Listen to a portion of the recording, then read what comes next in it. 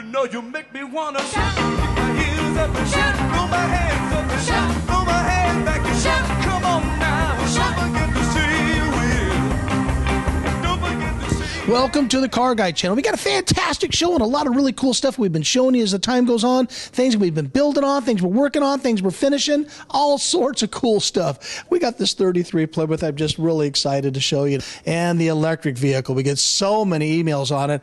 I'm actually blown out of the water of the interest in it. And then I want to take you guys into this Graham Hollywood that I've been building and purchased a car out of Oregon and finally get this car back on the road and back into shape. I'd like to bring you up to date on the 1941 Graham. Now, it's actually called a Graham Hollywood. Now, back in the early days, Graham only started out in 1930 and went all the way to 1941. So they had a good 11-year run, but it was one of the cars that caught on but didn't catch on. They originally came with a six-cylinder, big six-cylinder, and they had a choice of supercharger or not supercharger. This car here originally was a four-door. Yes, a four-door sedan. 1941 did not have a two-door car, but this right here is a 1941 Graham that was actually cut. The body was cut right in half. Two doors were installed onto the car instead of the four doors, and the whole front end is completely remodified. I have been so excited to show everybody this car and, of course, the owner. This is not my car, but it is my design. And when I was talking to Jenny, we went to lunch over the great Fiorella's restaurant next door to our shop, and we talked about this 1933 Plymouth. I love cars with a history. I love cars with a story because that's what this whole car thing's all about. And this happens to be a 1933 Plymouth, and it's a two-door coupe. It's a five-window coupe, and it was an original car. Very original car. And the car came to us, and we met with Jenny. It was a very difficult car to drive. They are. The classic early car, vintage cars are very difficult to drive for a lot of people. Now, some of the older folks look at this, watch it, goes, oh, no, I drive my Model A or Model Car or whatever it may be. Yes, but there's a charm of them that is there. But she wants to use this car for longevity and wasn't really into the street rod world, but wanted the car to be modernized. And that's really where the money's at nowadays. And that's really where this world is heading to with a lot of this stuff in the industry. So we sat down with Jenny and told her what we're thinking of doing. We decided to go with a Chevy 350 motor with an automatic transmission. And I think it was the right choice to go on it. So then we talked about air conditioning. We talked about power steering. We got rack and pinion steering. Of course, we talked about brakes. So we have disc brakes in the front, and we actually have power brakes that are actually inside here.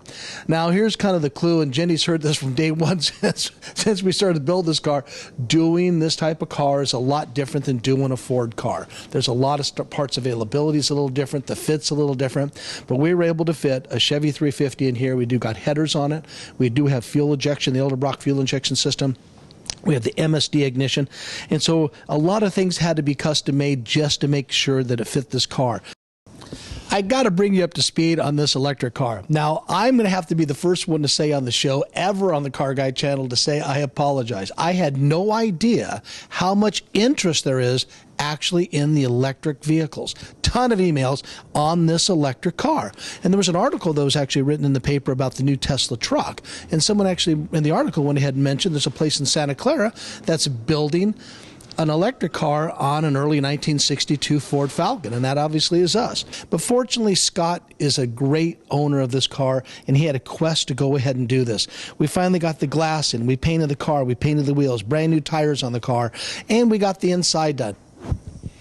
You probably noticed that we actually added 2 more batteries behind the back seat. We want to go ahead and reach the 150-mile range is what we're trying to do, and hopefully we get a little bit more, but I'm pretty sure we're going to go ahead and reach that. But what's going to help us reach that, and of course with the driver in the car, we actually have the gauges in here, and if they zoom in there, you can see a little bit about how much battery life and how much power we actually have on these gauges. And of course on the other side is just the gauges that actually operate for this. We put a BMW transmission in, so we'll be able to get a speedometer, and of course with the steering, we have one of the steering wheels in stock, and it does have a clutch, and so it's actually a clutch-driven car. I think everything inside the dash really looks really nice, and you would really never know it until you really start looking at it, how unique it is and how the attention to detail.